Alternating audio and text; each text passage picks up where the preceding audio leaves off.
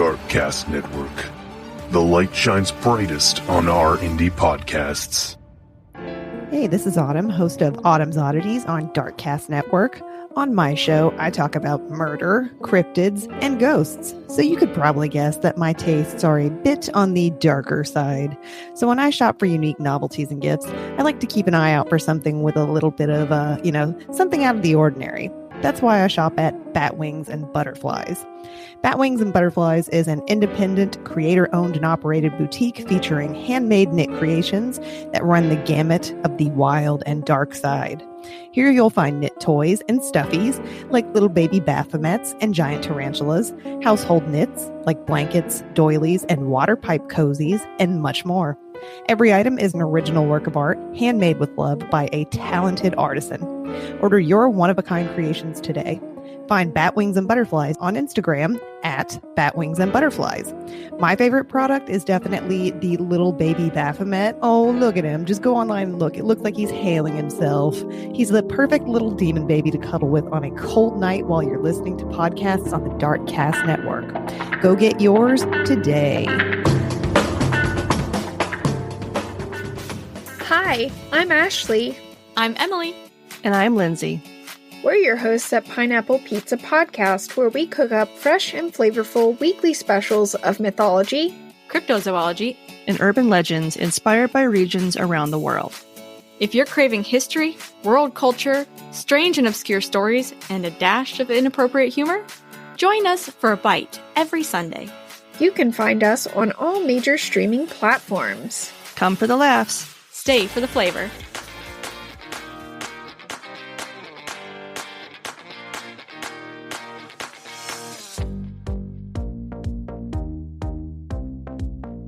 Hey there! This is my disclaimer. Beyond the Rainbow is a true crime podcast, and it's not suitable for children. It's a true crime show. I talk about murder. This show also might not be suitable for some adults either. Swearing is my second language. I excel at it. Don't say I didn't warn ya. Hey there, Rainbow Warriors. Welcome to Beyond the Rainbow. True Crimes of the LGBTQ+. I'm your host, CJ, and I'm co-founder of Darkcast Network. And we just added more shows. There's 28 of us now. Beyond the Rainbow is a one-woman researched, written, recorded, and edited production. Why, you ask? Because I love you. And should you feel so compelled to return the love, I have a Buy Me a Coffee /Rainbow Crimes account. I am on all the social medias because I'm a social butterfly. Find me on Facebook at Beyond the Rainbow and just about everywhere else as Rainbow Crimes. Stop in and say hi, but make sure you use my name, otherwise I might think you're a scammer. Also be sure to check out my website at beyondtherainbowpodcast.com. Coming up on October 8th and 9th, I will be at my first ever True Crime Festival. It's called the Pacific Northwest True Crime Festival, and it'll be in Auburn, Washington, which is really close to Seattle. I'll post a link to the festival in my show notes, just in case you might be interested, and I hope you are interested. I would love it if you'd come to the event, and then I could meet you. Again, the dates will be October 8th and 9th.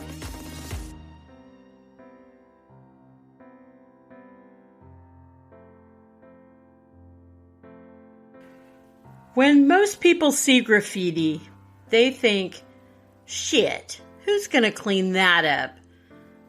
But there are some places that graffiti isn't considered vandalism or even destruction of property. Graffiti is revered as an art form in Bushwick. It's not considered an atrocity to the eye.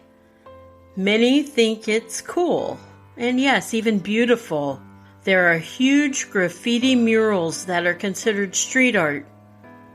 But that's not really the story I'm here to tell you about. I'm here to talk about crime. And to be honest, when I research cases, I will sometimes go and look for YouTube videos that show me a little bit about the area that I'm covering. And I think the graffiti is what really stood out to me in the area of Bushwick from the YouTube videos I watched. Bushwick is one of the northernmost neighborhoods, or what is called a borough in Brooklyn, New York. The area was crime-riddled in the early 2000s. It's since been cleaned up. That's not to say that there aren't a couple handfuls of sketchy people still here and there. And that there is no crime, because of course there's going to be crime. There's crime just about everywhere, it seems. But today's Bushwick is much better than it was 20 years ago. In the early 2000s, there was a very shady dude that lived in Bushwick. There were days this guy would walk outside to his front stoop of his apartment building, and he was only wearing his pants and a 5-foot snake wrapped around his neck. The sight of this physically fit, tall black man whose dark-complected chest was damp with the sweat and intertwined with a massive reptile, well, it was ominous, and it was frightening for people that were just strolling by on the sidewalk. And I have to say, if I was just strolling by, I would be strolling by on the other side of the street. Other days, the man would wear these contact lenses, and they made him look like he had the eyes of a snake. He knew exactly what he was. He was moody, and he harbored the kind of evil only a killer could conjure up. It was around 2003 or 2004 that the then 25-year-old man realized any joy he may have ever had in his life had been snuffed out somehow, and in its place, stone-cold darkness crept in. The man was Kwai. His last name was Govan, but pretty much everyone called him Kwai. Kwai lived in Bushwick. He was originally from the Caribbean. Kwai had moved around a lot since he lived in the States. He had spent some time on the West Coast in California, and then he traveled to the East Coast. He landed first in Florida before ending up where he was in the early 2000s in Bushwick. He had been in and out of trouble with the law most of his life. His offenses were both small and large. Small, from a cop finding an illegal Ninja Star weapon in his pocket, to larger, like armed robbery of a Central Florida deli. Kwai had spent 3 years in prison for that. And not to get too far ahead of ourselves, but in 2014, again Kwai ended up in a Florida prison for robbery. That time he spent just 2 years in prison. But I'm going to pin that there for a bit, and we'll get back to it. From 1996 to 2010, Kwai had 19 arrests on his rap sheet. And as I stated before, the severity ranged from minor to major. But his most heinous crimes, it wasn't even on the books yet with those 19 infractions. Kwai is thought to be a serial killer. He was convicted of 2 cold case murders that occurred in the early 2000s, and it's believed that Kwai might have committed 2 more. One of his murders was that of a young gay man. But to tell the story of the young man victim, I first need to tell you the crimes of his killer. On the morning of February 11th, 2004, a pretty 17-year-old black girl named Sharabia Thomas left for her high school. The next time Sharabia was seen, she was naked and in pieces shoved into 2 laundry bags. The bags were then placed in an alley in Bushwick. Sharabia had put up a hell of a fight, but it wasn't until 2016 that a cold case unit asked for a DNA analysis of Sharabia's fingernail clippings that were collected from her autopsy in 2004. Sharabia had scratched her killer up good. The skin DNA that was found under her fingernails led police to Kwai. Oh, don't Kwai. Sorry, I've been dying to say that. Kwai had once lived at 1104 Gates Avenue in Bushwick. This was very near the alley that he had put Sharabia's body. And because of all the bruising that was all over her body, it was thought that the teenager was abducted by Kwai because he wanted to test out a sex chair invention he had created.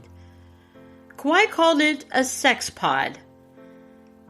He had a 4-page manual about it along with crude sketches of what it looked like, and all of that was found in his apartment. Basically, the sex pod was a seat. It was a tripod stool with leg straps, and there were hand grips to pull the legs up and down. It was designed to restrain sex partners. It was portable, but sturdy enough to hold a 200-pound person during sex. And from every account that I read about it, the person sitting on the seat was most likely not a consensual party. Sharabia had ligature marks on her ankles and wrists that matched the texture of the sex pod, but her actual cause of death was said to be asphyxiation by neck compression. Kwai had strangled her to death. So when the DNA results of the skin under Sharabia's fingernails came back, the capture of Kwai was easy. Why, you ask? Kwai was already in a Florida prison. He was serving time for another armed robbery, that one he committed in 2014. And in 2016, as soon as Kwai was released from the Florida prison, there were 2 New York detectives there waiting for him outside. They read him his rights and arrested him again for the much more serious charge of murdering Sharabia. Kwai was immediately extradited back to New York to stand trial for Sharabia's murder. At his arraignment, he refused to be fingerprinted, and he refused to go before the judge in the courtroom. And although he was in handcuffs and shackles, it took 12 officers to hoist him off the floor and carry him into the courtroom by his arms and legs. And of course, Kwai filed a lawsuit for personal injury against the cops who forced him into the courtroom. Because this dude is the epitome of an asshole. Kwai's trial didn't wrap up for Sharabia's death until 2018. 14 years after her murder, Kwai was charged with second-degree murder, and he was sentenced to the maximum of 25 years to life. He pleaded with the court. He said he was an innocent man who was being framed. He yelled he was being railroaded. And if by railroaded he meant taken away, yeah, he was being railroaded. But I don't think that's what he meant. Kwai hollered as he was being escorted from the courtroom. I couldn't dissect an animal. They framed me. No one is sure who they are. I'm assuming he meant detectives. But no matter. Kwai wasn't believed. The DNA was his. And Kwai was taken to Rikers Island. Going back to February of 2005, a year had now passed since Sharabia's murder. It was now considered a cold case. It was Valentine's Day, and a handsome 19-year-old black and gay aspiring website designer, a fella by the name of Rashawn Brazell, he was in his home that morning.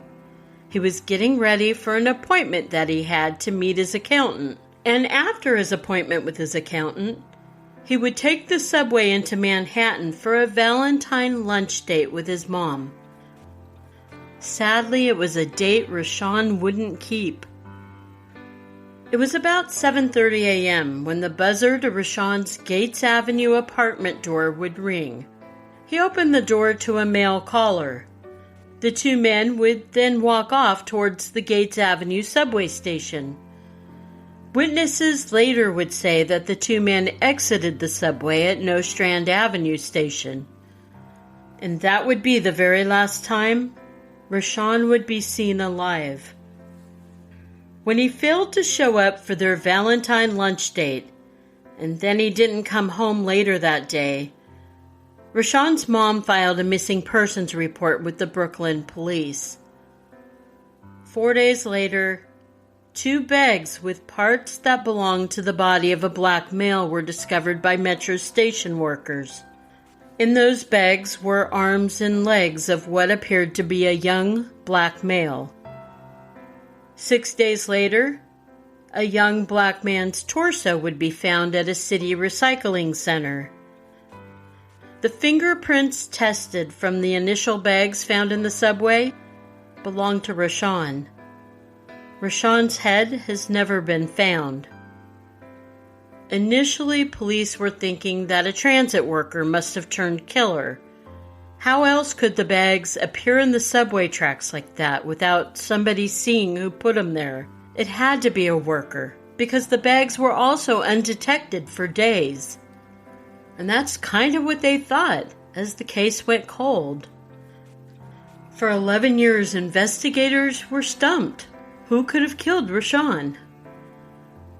But when the cold case detectives pulled up Sharabia's case and got working on it, they learned Sharabia and Rashawn lived in the same neighborhood. The dismemberment and disposal of their bodies was very similar.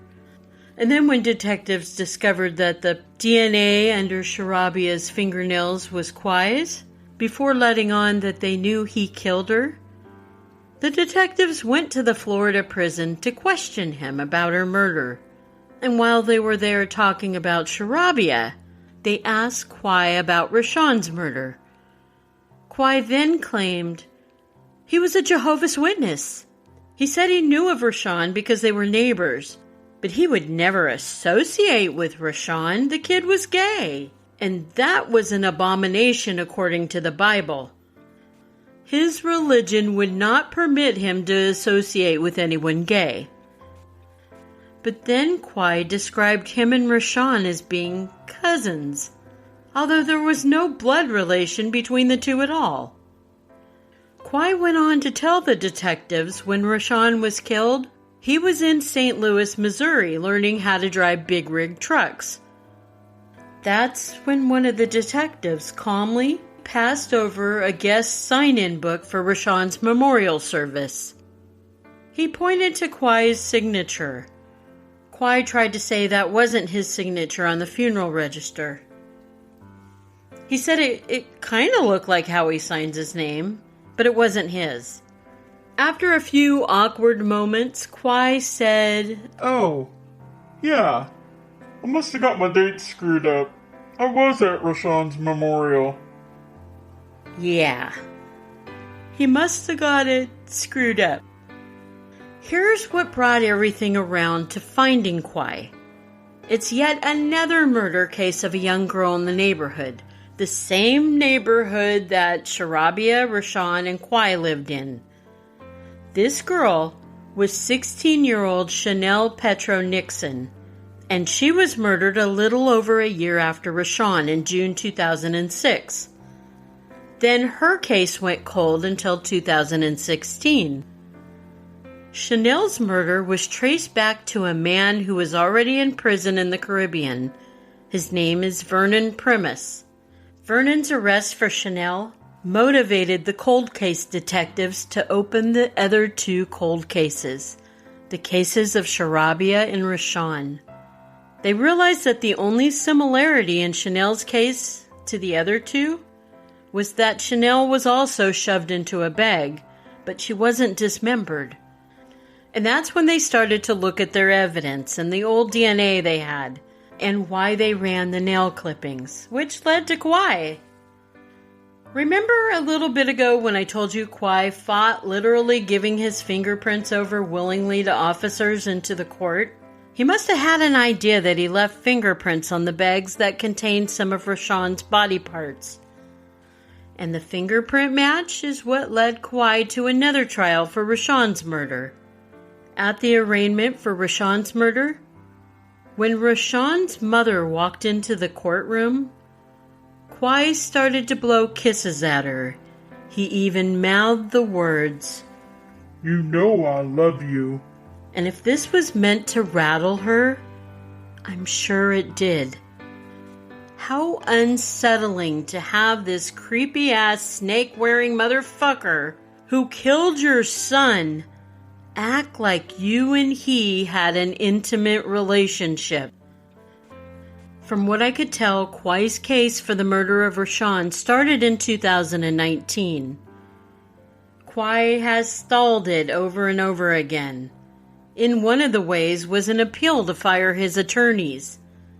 These are the same attorneys that represented him in Sharabia's murder trial.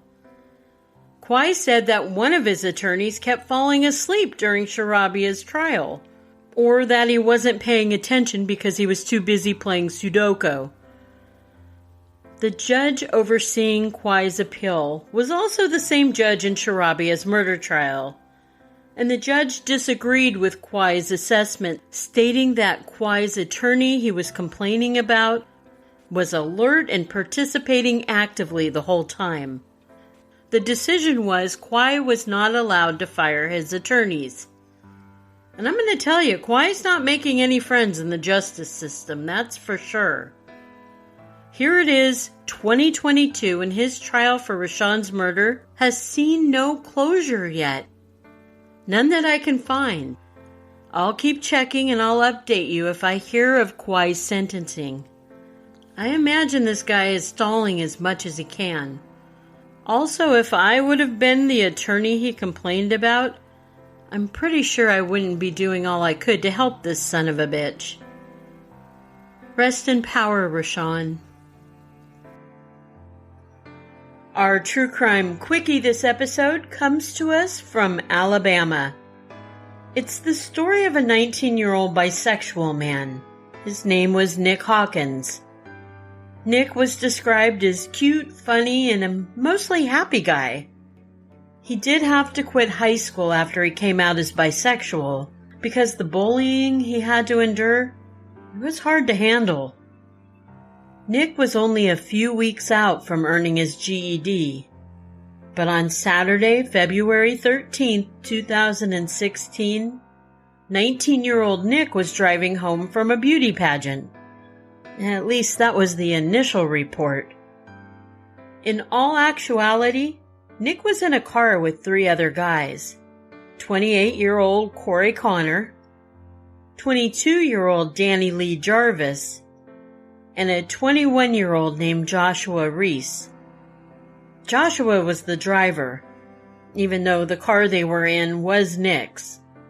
The 4 guys were dropping drugs, and I couldn't find out what kind. It might have been they were just smoking some weed, but I kind of get the feeling it was something a little more intense.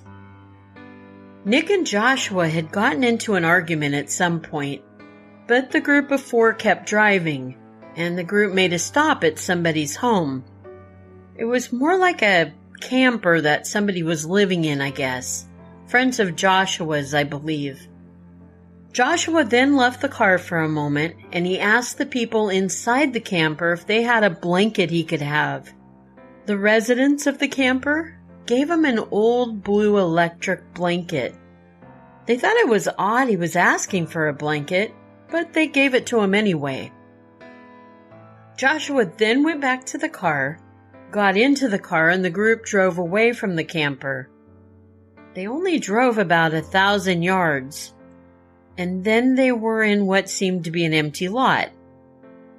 The lot also had what appeared to be an abandoned house on it. The prior argument between Nick and Joshua continued. Joshua, pissed off, got out of the car, and he went into the abandoned house and he grabbed more blankets. With Joshua in the abandoned house, Nick called his mom in front of the other 2 guys that were in the car. He told his mom he was scared. He said someone was trying to kill him. He said Joshua was trying to kill him. And then the line dropped. When Joshua came back out of the house with blankets, he also had a shotgun. Nick got out of the car and he tried to run when he saw Joshua with the gun. The other two guys just sat in the car dumbfounded, watching the events unfold. As Nick tried to run, Joshua raised his shotgun. He looked through the sights and he pulled the trigger, shooting Nick in the back. Joshua then walked over to where Nick lay and he started to beat Nick about the head with the butt of the shotgun. He told the guys in the back seat of the car, Corey and Danny Lee, to get out and help him. Joshua threatened both with the same fate that just happened to Nick if they didn't help him get rid of Nick's body. Corey, Danny Lee, and Joshua then wrapped Nick's body up in the blankets. They secured it with the duct tape, and then they put him into a duffel bag. They used the bag to drag him back to the car. Then they lifted him and put him inside the car. The guys got back in the car with Joshua driving again. They drove for about half a mile, and they found a desolate area off River Road. Corey was to stand watch. He was to make sure that no passing cars could drive by and see Joshua and Daniel Lee disposing of Nick's body. Nick's mom didn't go to the police until the following morning after Nick didn't come home. She told the police what Nick had told her on the phone, but without having more facts, she was only able to make a missing persons report.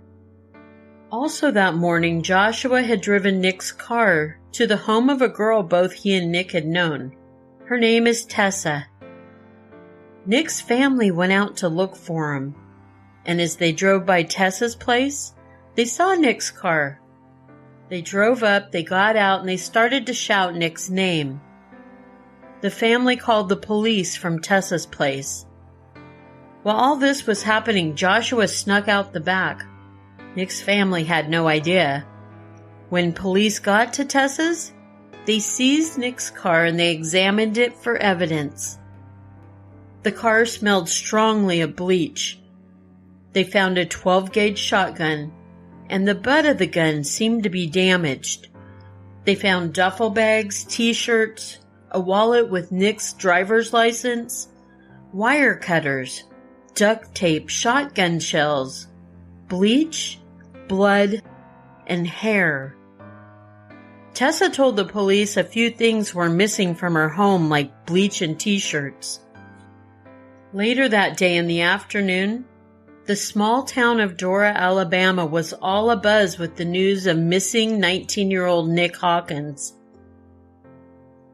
The day was February 14th, Valentine's Day. Joshua went over to his mom's house, and as soon as he walked in, she asked if he knew anything about Nick's disappearance. Joshua pulled his finger across his throat. Then he pretended to shoot an air rifle. Joshua, not being the smartest of criminals, he had Nick's phone. He accessed Nick's Facebook account. He started telling people it wasn't Nick on the account, it was him, Joshua. On February 16th, the body of Nick Hawkins was found wrapped in bloody blankets and duct tape. An autopsy report came back on Nick. The cause of death was both a gunshot wound to his back and blunt force trauma to his head.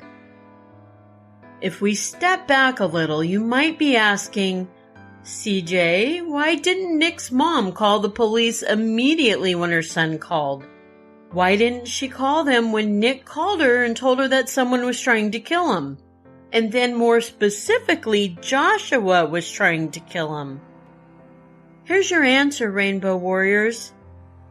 Joshua was in a sexual relationship with Nick. Joshua was also banging Nick's mom. I can only imagine Nick's mom was hoping the conflict would sort itself out. Joshua was on the police radar for Nick's murder, but they hadn't arrested him yet. Joshua, believing he was untouchable, then was arrested for a completely different crime involving a multitude of charges, including kidnapping and armed robbery. And it seems our guy Joshua had other crimes on his rap sheet, including an attempted murder in 2013. He was accused of beating a man with the butt of a gun and then trying to shoot him. Sound familiar? This dude's bad news. A total of 6 people ended up being arrested for Nick's murder. These were people who were either loyal to Joshua or they were threatened by him to keep their mouths shut. The 2 guys who were in the car the night of Nick's murder, they were obvious choices to be arrested. Joshua's mom, the girl Tessa whose home Joshua was hiding in, and some other friend of Joshua's named Colton. They were all arrested. It has been clarified Joshua was the shooter and the murderer of Nick. The other 5 people were charged with tampering of evidence, desecration of a human corpse, hindering prosecution, and providing false statements to investigators. But from what I can tell, most of these people are free, socializing on Facebook, and living their best lives. Joshua was sentenced to 30 years for the murder of Nick. This sentence is to run concurrently with the sentence he received previously with the kidnapping and armed robbery charge. What all this boils down to, Joshua's going to be in prison a very long time. So there is some unicorn justice for Nick. Rest in power, Nick. Love you, Rainbow Warriors. And remember, it's not a crime to be gay. Unless you're a murderer.